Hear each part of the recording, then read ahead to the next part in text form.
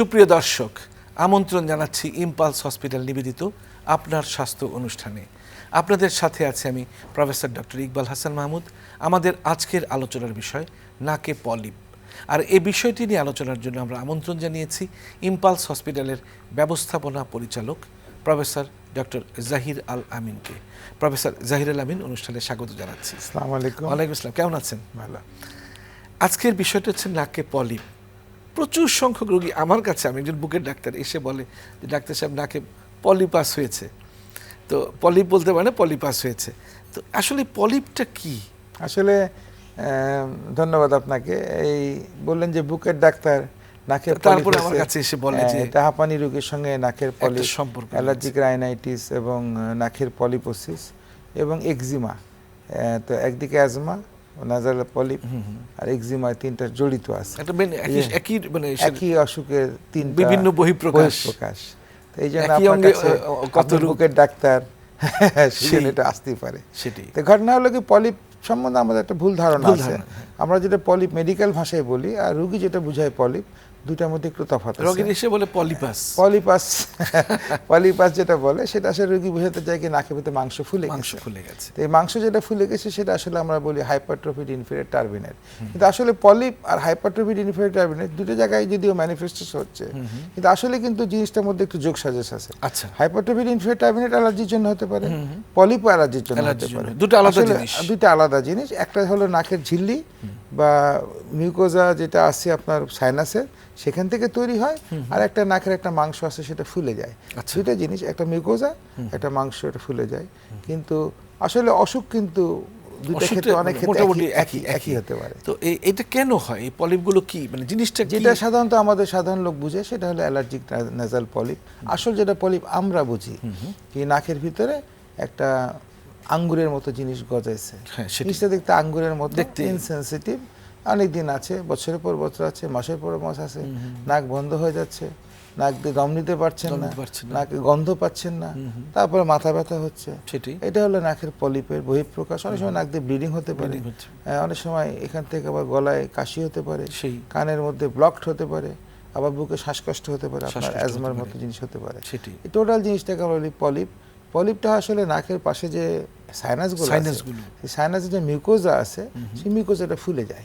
ফুলে এটা আস্তে ফুলতে ফুলতে একটা আঙ্গুরের মতো, অনেকগুলো আঙ্গুরের মতো একটা আকার ধারণ করে। সেটা অনেকগুলো থাকে, যেটা ইথময়েড পলিপ হয়। অ্যান্ট্রোকোনাল পলিপ একটা থাকে। টর্চ জ্বালিয়ে তো একটাই দেখা যাচ্ছে। বাইরে থেকে দেখবেন কি নাকের ভিতরে কেমন কেমন সাদা সাদা জিনিস দেখা যাচ্ছে, আঙ্গুরের মতো, সবুজ আঙ্গুর যেগুলো হয় বা সাদা আঙ্গুর যেরকম হয়, এরকমই থাকে। এটা একদম ক্লিয়ার অবভিয়াস কি লোকে বলবে কি নাকের মধ্যে কিছু দেখা যাচ্ছে। তাহলে এটার মানে কারণের মধ্যে যদি আমরা বলি, তাহলে কি কি কারণে? কারণ হলো, প্রথম কারণ তো আমরা বলবো যেটা অ্যালার্জি। আচ্ছা, বেশিরভাগ কারণই অ্যালার্জি। কোনো বিশেষ পদার্থের প্রতি অ্যালার্জি? আচ্ছা, এখন আমাদের যেহেতু সবাই হয়তো অ্যালার্জি, যেহেতু আপনি কোশ্চেনটা করলেন, খুবই সুন্দর কোশ্চেন। অ্যালার্জি নিয়ে আমাদের মধ্যে অনেক রকম ভ্রান্ত ধারণা আছে। অনেকে বলে দুধ খেলে অ্যালার্জি হয়। আজকে একটা রোগী আমাকে বলে দুধ খায় না, অ্যালার্জি হয়। আচ্ছা, মানে বলেছে, লোকে বলেছে অ্যালার্জি, দুধ খেলে অ্যালার্জি। এখন অ্যালার্জি কোথায়? নাকে। আসলে এই জিনিসটা আমাদের মনে বোঝা দরকার কি আমাদের অ্যালার্জি তিন দিক দিয়ে ঢুকতে পারে। অ্যালার্জেন্স যেটা দিয়ে অ্যালার্জি হয়, সেটা আমাদের শরীরে তিন দিক দিয়ে ঢুকতে পারে। নাক দিয়ে ঢুকতে পারে, যেটা আমাদের ধুলা বালু হয়, অথবা পলেন যেটা রেণু, সেটা দিয়ে। এটাতে সাধারণত আপনি ঢুকলে, যখন নাক দিয়ে ঢুকবে, আপনি হাঁচি দিবেন। তারপরে আসে নাকের সিমটম হবে, নাক দিয়ে পানি পড়বে, সর্দি পড়বে, নাক বন্ধ হবে, গন্ধ পাবেন না, নাক দিয়ে ব্লিডিং হবে। সিমটমটা কিন্তু ভেরি সিম্পল। অ্যালার্জিক রাইনাইটিসের জন্য বা নাকের ভিতরে যে পলি ঢুকে, তার জন্য গলা চুলকাবে পরে, আগে নাক চুলকাবে। নাক দিয়ে যদি অতিক্রম করে গলায় যায়, গলায় খুসখুস করবে। কিন্তু এর জন্য কিন্তু মানে ওইরকম না কি যেরকম অ্যালার্জি হলে যেরকম হাতে ফোসকা ফুলে ফুলে উঠে, এগুলো না। এটা টিপিক্যালি হয় খাবার থেকে। যদি আপনি এরকম কিছু খাবার খান, মনে করেন আপনার অ্যালার্জি আছে চিংড়ি মাছে, হাতে ফুলে যাবে, গলার মধ্যে খুসখুস করে, গলার মধ্যে দম বন্ধ আসতে পারে। কিন্তু বেশিরভাগ গরু মাংস খেলে হচ্ছে, চিংড়ি মাছ খেলে হচ্ছে, কচু খেলে হচ্ছে, যেগুলো যে অ্যালার্জি হয় আমাদের সাধারণত ফুড অ্যালার্জি। সেটা কিন্তু ম্যানিফেস্টেশন হবে চামড়ার মধ্যে, আর কিছুটা হবে গলার মধ্যে, নাকের মধ্যে হবে না। কিন্তু নাকের সঙ্গে এটা আরেকটা জিনিস হয় কি, অ্যালার্জিতে আপনি পড়তেছেন অ্যালার্জি, কন্ট্যাক্ট ডার্মাটাইটিস, আপনার অ্যালার্জি আছে সিল্কের কাপড়ের প্রতি, আপনার অ্যালার্জি আছে আর্টিফিশিয়াল কাপড়ের প্রতি, যেখানে লাগাবেন ওই জায়গায় চুলকাবে। Contact আর dermatitis একটা অ্যালার্জি আছে যেটা রক্ত দিয়ে যায়, হয়তো আমরা এমন কিছু ইনজেকশন দিলাম যেটাতে হয়তো পেনিসিলিন হতে পারে পেনিসিলিন একটা। গ্রুপ বা কিছু জিনিস আছে, সেটা তো সিরিয়াস Serious ম্যানিফেস্টেশন allergy, হয়, anaphylaxis যেটা। অ্যানাফাইলেক্টিক রিঅ্যাকশন হয়, দম বন্ধ হয়ে আসে, শ্বাসকষ্ট হয়, সেটা ডিফারেন্ট। কিন্তু সেটা- বেসিক যে অ্যালার্জি তিনটা, কি একটা হলো নাক দিয়ে ঢুকলে নাকেরই ম্যানিফেস্টেশন তাহলে এখানে তাহলে এই যে নাকের পলিপের যে অ্যালার্জির জন্য যদি হয়ে থাকে, এখানে খাবারের ফুড অ্যালার্জির সঙ্গে কোনো সম্পর্ক ফুডের নেই? সঙ্গে সম্পর্ক নাই বললেই পারে। নাই এখন বললেই যাদের ধুলাবাড়িতে যাদের অ্যালার্জি আছে, তারা হয়তো কোনো ফুডের প্রতি বেশি অ্যালার্জিক থাকে, হয়তো হলো চিংড়ি মাছের প্রতি। আমার হয়তো অ্যালার্জি, আমার মতো লোকের যাদের নাকের অ্যালার্জি নাই, তাদের হয়তো চিংড়ি মাছের প্রতি অ্যালার্জি হয়তো 1000 একটা পাওয়া যাবে না, কিন্তু ওদের হয়তো 100-তে 5টা 7টা পাওয়া যাবে। সেটাই। এইরকম একটা ক্রস থাকে। আর কি কোনো অ্যালার্জি? তো একটি কারণ বললেন আপনি, আর কোনো কারণ আছে? নাকের মধ্যে যদি ইনফেকশন হয়, তাহলে কিন্তু নাকের মাংস ফুলে যায়। এটা পলিপ হয় না, যেটা এটা আমরা অরিজিনাল infection টা পলিপ। কোথায় হয়? ইনফেকশনের মধ্যে নাকে যে মাংসপিণ্ড আছে, নাকে যে লাইনিং আছে, সেখানে ইনফেকশন হতে পারে। আচ্ছা। সেখানে নাকের ভিতরে মাংসপিণ্ড ফুলে যেতে পারে।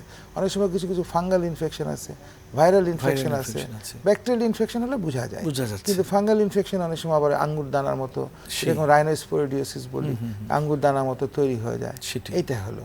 আর যেটা একটা ব্যাকটেরিয়াল হলে তো ফিভার থাকবে, হাই ফিভার ব্যাকটেরিয়া হলে থাকবে। অল্প সময় থাকে, সে অল্প- ব্যাকটেরিয়া ভাইরাস হ্যাঁ, হলে এগুলো সব তো অল্প time সময় limit থাকবে টাইম এটা। লিমিট থাকে, আপনি অতদিন না।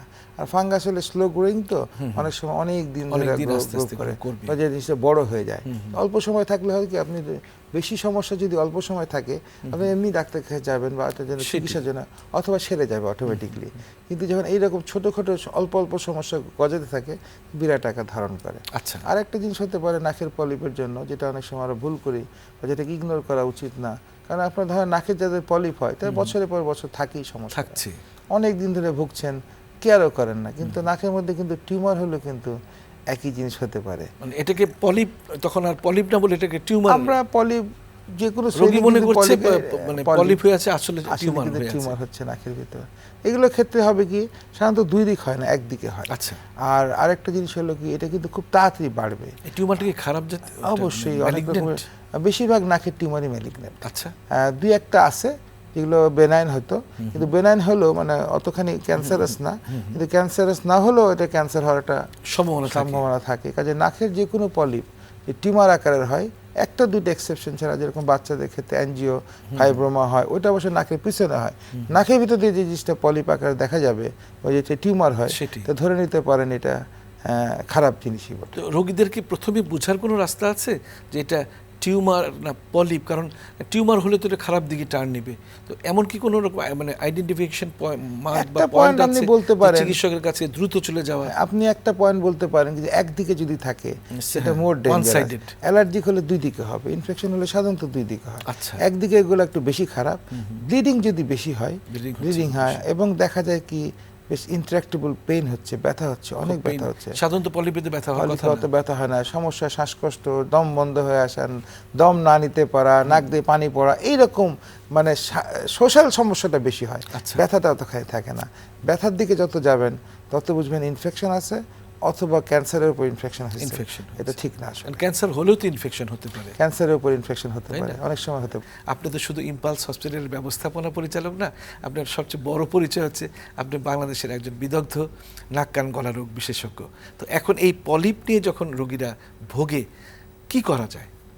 পলিপ নিয়ে ভোগার জন্য যেটা কথা হলো কি, আপনি অনেক লোকের এটা হয়, incidence is very high. Actually বলতে গেলে নাকের এটা ইনসিডেন্সের সংখ্যা প্রায় 17% থেকে 35% অফ দ্য পপুলেশন। কাজে রুগী তো সব রুগী তো নাক কান গলা ডাক্তারের কাছে আসা উচিত না, আসতে না আসা সম্ভব না, আমাদের পক্ষে সম্ভব না সব রুগীকে দেখা। আপনার যেটা করতে হবে কি, কিছু কিছু অ্যালার্জেন জাতীয় জিনিসপত্র আছে, ধুলাবালি, এগুলো থেকে আপনি নিজেকে দূর করেন। আমাদের দেশে কার্পেটটা একদমই পছন্দের জিনিস না। আমাদের দেশে একটা জিনিস আমরা করি না, ঝাড়ু দিই। আসলে ঝাড়ু দেওয়ার চাইতে ভ্যাকুয়াম ক্লিনার ইউজ করা উচিত। বিদেশে সব ভ্যাকুয়াম ক্লিনার এখন মনে হয় বাংলাদেশে চলে আসছে। এখন আর অন্তত যে সমস্ত আমাদের একটু যারা ওয়েল টু ডু ফ্যামিলি, তাদের এটা কোনো প্রশ্নই ওঠে না, কারণ তারা যে পরিমাণ টাকা খরচ করছেন ডাক্তারের পিছনে এবং কষ্ট পাচ্ছেন, তার চেয়ে ভ্যাকুয়াম ক্লিনার ইউজ করলে আমার মনে হয় অনেক বেশি উঠছে না, ঢুকে টেনে নিচ্ছে। আর ঝাড়ু যখন দিচ্ছেন পুরো ছড়িয়ে বেড়াচ্ছে। আপনি ঝাড়ু না পারলে মুছে ফেলা, মপিং করেন লাঠি দিয়ে, মপিং যেরকম হসপিটালে বা বড় বড় জায়গায় করা হয় সেটা করেন। এটা আপনার করা উচিত। বাসার মধ্যে লেপ তোষক কম্বল, এগুলো যেগুলো ঘরের মধ্যে আছে সেগুলোকে আপনি রোদে দেন। রোদে মারলে ওগুলোর মাইট মাইট থাকে, বলে মাইটটা মরে যাবে। যাবে। আরেকটা হলো কাভার করতে পারেন, লেপ তোষক কম্বলকে কাভারিং করতে Covering পারেন। করতে পরে কাভারিং কিন্তু উপরে হলে হবে না, তোষকটা বিশেষ করে সমস্যা, যেটা ম্যাট্রেসটা চারদিকে কাভারিং হতে হবে। Coveringটা চাই। ঘরের মধ্যে অপ্রয়োজনীয় কাপড় চোপড় রাখেন না, ঘরের মধ্যে পুরোনো বইপত্র রাখেন না, একটু খোলামেলা সুন্দর আলো বাতাস আসছে, আলো বাতাস এমন ঘরে থাকাই সব ভালো। বাসায় তো আলো বাতাস আসে না আনফরচুনেটলি, তখন ঘরের মধ্যে অপ্রয়োজনীয় জিনিসগুলো রাখেন না, সেই। প্রচুর পরিমাণে আলো বাতাস এবং রোদ ঢোকার ব্যবস্থা করেন, তাহলে এই মাইটগুলো কিন্তু মরে যাবে, যাবে। এগুলোর সমস্যা হবে না। ড্যাম্প বাসায় থাকা যাবে না, অনেক বাসা আছে ড্যাম্প খুব দেওয়াল স্যাঁতস্যাঁতে যেটা। স্যাঁতস্যাঁতে বাসা, সেগুলো জায়গায় থাকা যাবে না। প্রফেসর জাহিরুল আমিন, এখন মেডিকেল চিকিৎসাটা কি? এখন তো মানে আপনাদের কাছে গেলেই তো আমাদের কাছে গেলে আমরা কেচে চাকু নিয়ে বসে থাকেন। আমার মেডিকেল চিকিৎসা আমাদের কাছে গেলে আমরা বলি যদি আপনার অ্যালার্জি হয় তাহলে এই জিনিস অ্যাভয়েড করেন, যেটা বললাম এটা প্রথম কথা। অনেকে রেণুতে হয়, তাদেরকে বলবো আপনার বাইরে যাওয়ার সময় সাবধানতা অবলম্বন করেন, মাস্ক ওই রকম যেন মাস্ক পরতে পারেন কিছুটা। তো মাস্কের একটা সম্বন্ধে একটা কথা বলেই দিই, যখন আসলো মাস্কের ভিতরে পোর থাকে, ছোট ছোট ফুটা থাকে। এখন ফুটাগুলা আপনি যদি একটা মাস্ক পরে সারাদিন চালায় দেন তাহলে ফুটাগুলো বন্ধ হয়ে যায়, তারপর কিন্তু ওটার কাজ করছে না। যে নিয়ম হলো আপনাকে কাপড়ের মাস্ক তোমাদের কোনো কাজই করে না, কারণ এর মধ্যে ফুটা যেমন ধোয়ার ফলে এই যে পোরগুলা সেগুলো তো সব বন্ধ হয়ে গেছে। যেটা পেপার মাস্ক পাওয়া যায় সেটাকে কিন্তু আপনাকে কিছুক্ষণ পর পর চেঞ্জ করতে হবে। আজকাল দেখলাম পুলিশ বাহিনীকে ওই ফুটো ফুটো দেওয়া মাস্ক এটা আপনাকে কিন্তু দিনের মধ্যে কয়েকবার চেঞ্জ করতে হবে, পোরগুলো বন্ধ হয়ে যাবে, অ্যাটলিস্ট দিনে 4-5 বার চেঞ্জ করতে হবে। একবার একটা মাস্ক লাগায় সারাদিন চলবে, পরের দিকে ওটা এফিসিয়েন্সি থাকছে না। হ্যাঁ, তো এটা হলো আপনার প্রিভেনশনের জন্য। আমরা পলিপটা আসলে প্রথমে দেখব কি এটা কি জিনিস, আমরা সাধারণত বায়োপসি নিয়ে একটা, হ্যাঁ, আর যদি দেখি কি না যারা রোগী সাধারণত যেটাকে পলিপ বলে নাকের মাংস ফুলে গেছে, সেটা তো সিম্পল, অবভিয়াস। আসল যদি পলিপয়েড টিস্যু একটা কিছু এক্সট্রা কিছু তৈরি হয়েছে, এটা নর্মাল জিনিসটা বড় হয়েছে সেটা না, এক্সট্রা কিছু তৈরি হয়েছে, তাহলে আমরা একটা বায়োপসি নিই। বায়োপসি নিয়ে জিনিসটা দেখি কি আমরা এটা আসলে কি বেনাইন পলিপ, না এখানে কোনো ইনফেকশন আছে, না কোনো টিউমার আছে, এটা মাস্ট। একটা স্ক্যান করতে পারি, যদি কিনা জিনিসটা একটু বেশি মাত্রায় অবভিয়াস, সিটি স্ক্যান করতে পারি বা এমআরআই করতে পারি, দেখার জন্য এটা কতটুকু ছড়াইছে এবং ভিতরটা কি অবস্থায় আছে। সেটি আমার মনে আছে, আমি যখন ন্যাশনাল ক্যান্সার ইনস্টিটিউট সিঙ্গাপুরে কাজ করি, তখন প্রতিটা রোগীর সাইনোসাইটিস থেকে শুরু করে যে কোনো নাক কান গলার সমস্যা হলে সিটি এমআরআই ছাড়া তারা কিছুই করবে না। আমি বোধহয় 1989 সালে লন্ডনে যাই, আমি 97 সালে ওখান থেকে আসি। আমাদের একটা সময় বলে দেওয়া হলো কি X ray sinus is not acceptable. এক সময় আমাদের কাছে চিঠি আসলো ব্রিটিশ মেডিকেল অ্যাসোসিয়েশন থেকে, আমাদেরকে বলা হলো কি এক্স রে সাইনাস করার কোনো স্কোপ নাই, কারণ এটার মধ্যে এত ফলস পজিটিভ ফলস নেগেটিভ হয়। তখন ওরা বললো কি হ্যাঁ, MRI CT scan is available now in all over UK, and তোমরা যদি কোনো কিছু করতে চাও তো গো ফর সিটি স্ক্যান। আর তুমি যদি এক্সরে করো তো পরে যদি সমস্যা হয় মেডিকেল লিগাল, তাই আমাদের ব্রিটিশ মেডিকেল অ্যাসোসিয়েশন এটা কিন্তু সাপোর্ট দিবে না। এইটা হলো কথা। আমাদের পরীক্ষা ডকুমেন্টেশনের জন্য কি কতটুকু পলিপ আছে, এটা কি চিকিৎসা কতটুকু মেডিকেল কাজ করবে বা অপারেশনে যেতে হবে সেটার জন্য, এবং অপারেশন করার পরে কতখানি সাকসেস হলো সবগুলো রেকর্ড করার জন্য CT scan is a must এখন। আমাদের দেশে সবাই তো অ্যাফোর্ড করতে পারে না, আমরা হয়তো করে দিই, কিন্তু আসলে যারা একটু ওয়েল টু ডু তাদের ভালো। আরেকটা আছে যে কথায় কথায় ডিকনজেস্টেন্ট ড্রপ দা অনেকেই ব্যবহার করেন, পকেটে রেখে দেন, এটা কতটুকু উচিত? এটা আসলে তো এটা তো আপনি বুঝতেই পারেন কি, আমি বিজনেসম্যান সম্বন্ধে খারাপ কথা বলতে চাচ্ছি না, তো একটা জিনিস যদি ভালো হয় তো জিনিসের দাম তো সস্তা থাকার কথা না। আমি সমান মাছ কিনতে যান, 300 টাকা দামের মাছও আছে, 100 টাকা দামের মাছও আছে কিলো, আবার 800 টাকা 1000 টাকা, যখন দেখবেন দাম কম মানে ওর মধ্যে ঝামেলা আছে।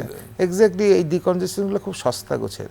তার মানে কি, তার মানে এর মধ্যে সমস্যা আছে, এটা বেশি দিন ইউজ করলে অনেক ক্ষতি হয়, অনেকই ক্ষতি হয়, মানে এটা আসলে 8-10 দিনে বেশি ইউজ করা উচিত না, ম্যাক্সিমাম অল্প সময়ের জন্য, অল্প সময়। কিন্তু অনেক হয়তো কি একটু ইনস্ট্যান্ট রিলিফ পাওয়া যায়, তো এই জন্য ওনারা রেগুলার ইউজ করতেই থাকেন। আর একবার অভ্যাস হয়ে গেলে ঠিক আছে, কালকে ডাক্তার কাছে যাবো, আজকে ইউজ করে ফেলাই, ঠিক আছে আগামীকাল যাবো, এইভাবে দেরি করতে করতে দেখা গেলে মাসের পর মাস ইউজ করে। নাকের ভিতরে যে নাকের যে মেকানিজম এই ধুলাবালিকে প্রোটেক্ট করার, রিয়াকশন করার, ব্যাকটেরিয়া ইনফেকশনকে ফাইট করার, এই মেকানিজমটা কি নষ্ট করে ফেলে এটা। এর ফলে হয় কি দিনে দিনে এটা যত মেকানিজম নষ্ট হয়ে যায় তত আরও বেশি করে ইউজ করতে হয়, আর উনি আরও বেশি ইউজ করে করেন, বেশি করে আরও বেশি ক্ষতি হতে থাকে, এটা একটা পজিটিভ সাইকেলে চলে যায়। সেটা খুব অন্যায়। ওষুধ কিছু ব্যবহার করেন আমরা অ্যান্টিহিস্টামিন ইউজ করতে পারি, ন্যাজাল অ্যান্টিহিস্টামিন আছে, সেটা আরও ভালো, কারণ যদি বডিতে আমরা ওরালি অ্যান্টিহিস্টামিন খাই তাহলে হয় কি কিছু ঘুম ঘুম ভাব হতেই পারে, হ্যাঁ হতেই পারে। তো আমরা যদি ন্যাজাল অ্যান্টিহিস্টামিন ইউজ করি সেটা খুব ভালো।